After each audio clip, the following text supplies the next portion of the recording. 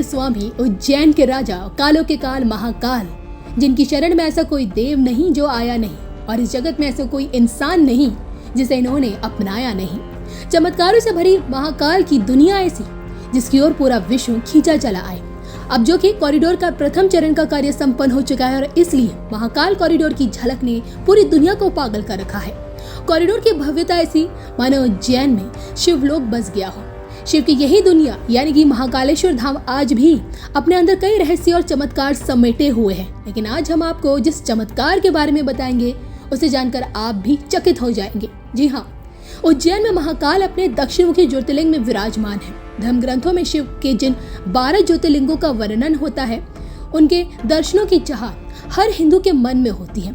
कहा जाता है जब सृष्टि का निर्माण हुआ था उस समय सूर्य की पहली 12 रश्मियां धरती पर गिरी, उनमें से 12 ज्योतिर्लिंग बने। उज्जैन महाकालेश्वर ज्योतिर्लिंग भी सूर्य की पहली 12 रश्मियों से ही निर्मित है और साथ में दुनिया का इकलौता दक्षिणमुखी ज्योतिर्लिंग भी। लेकिन क्या आप जानते हैं उज्जैन के जिस धरती से इस सृष्टि का समय निर्धारित होता है, उज्जैन की जिस धरती को मंगल की जन्मस्थली कही गई है, उसी धरती से देश के एक अन्य शिवलिंग से महाकाल की दूरी किसी चमत्कार से कम नहीं। जिस किसी ने महाकाल से अन्य ज्योतिर्लिंगों की दूरी पर नजर डाली है उसे महाकाल का चमत्कार पाया है। आपको ये जानकर हैरानी होगी, महाकाल के देश के अन्य ज्योतिर्लिंगों से एक खास नंबर कनेक्शन है। उदाहरण के तौर पर सोमनाथ मंदिर को ले लीजिए।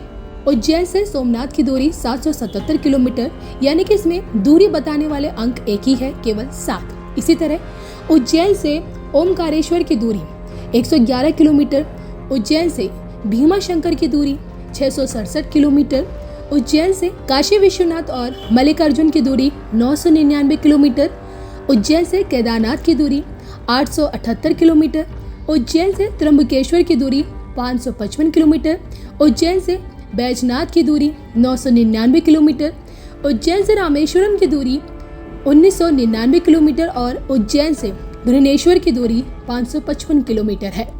हैरानी तो आपको जरूर होगी क्योंकि महाकाल से अन्य ज्योतिर्लिंगों की दूरी पर जब नजर पड़ती है तो ये देखकर हैरानी होती है कि इनकी दूरी में केवल एक ही अंक का प्रयोग है। यानी कि ये कैसे संभव है कि ज्योतिर्लिंग को ऐसे स्थापित किया जाए कि उनकी दूरी में 5, 6, 7, 8 और 9 अंक ही आए, और वो भी दूरी बताने वाली तीनों ही संख्या भी एक ही हो और इनमें किसी तरह की भिन्नता ना हो।